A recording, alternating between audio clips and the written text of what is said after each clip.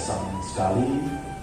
Jadi baru sudah melihat keakraban kami Forkopimda dengan stakeholder yang ada di tengah, keluarganya sangat kental sekali.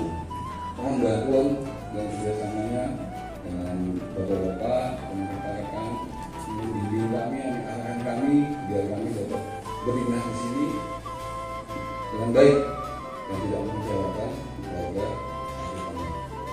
Kami tentunya pimpinan daerah dengan masuknya saudara Asal Mari yang sudah paham betul Aceh, sebagian paham Gayo.